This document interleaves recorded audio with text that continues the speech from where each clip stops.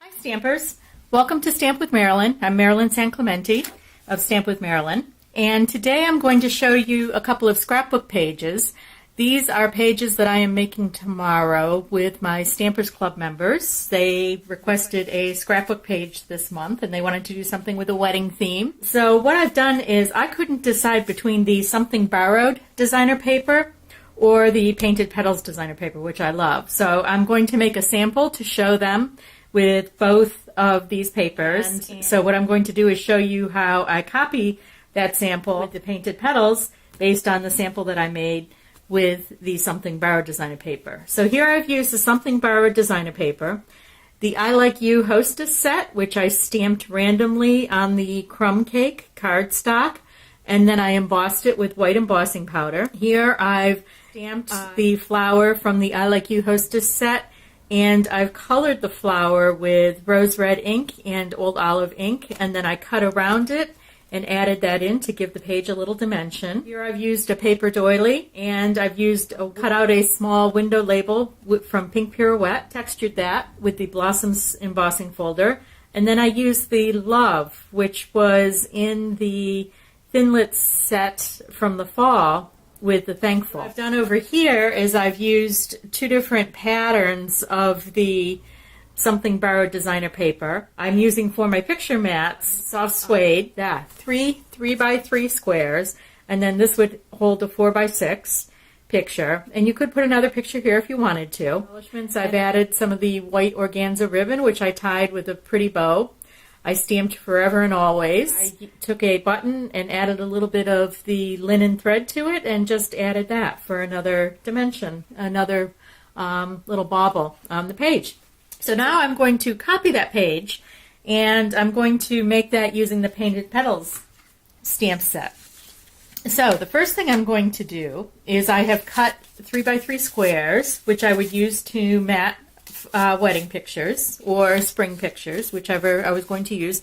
This would also be a great layout for a prom. And then I have this square that I have cut that is 4x6. Here I have cut a 3¼ inch piece by 12 inches of the Painted Petals designer paper, and I have made a pretty about 6 inches long that I am going to attach to the back side of that, and line this up on my 12x12. And this is a personal preference, but I just like to leave a little bit of the designer paper showing on the side. And oh, by the way, this is a 12x12 piece of Rich Razzleberry designer paper.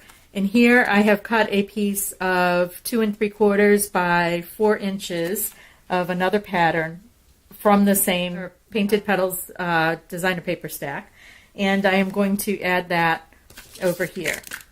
And what I tried to do with this one was cut out the specific flowers that I was looking for, because I thought that would be pretty. I want to stamp with the background image, and that's with the Painted Petals stamp set, and I'm going to stamp on the backgrounds for the mat. And here I have the rose red ink, so that's the same color ink as the mat. So it's just going to make a nice little kind of a watermark effect. You could also use Versamark if you don't happen to have rose red ink and you're using rose red paper. As you know, Versamark provides a watermark effect on anything that you happen to be stamping. Now, if you didn't have 3 pictures, you could use one of these mats for journaling. Use my Rich Razzleberry ink, and I'm going to stamp a background on the actual page. So I'm just going to randomly stamp, and you want to turn your stamp as you're doing this so that you're getting the random design. There we go. I like that. That adds a little bit of depth. Together, I'm going to attach my mat, my 4x6 inch mat, to the bottom, and then I'm going to attach my mats for my pictures. So now what I'm going to do is I want to stamp a message down on the bottom. So this is a 2-inch piece of the Pink Pirouette. Let's choose the message, "You are amazingly amazing." That's a good message for a wedding or for a prom or some type of happy spring event.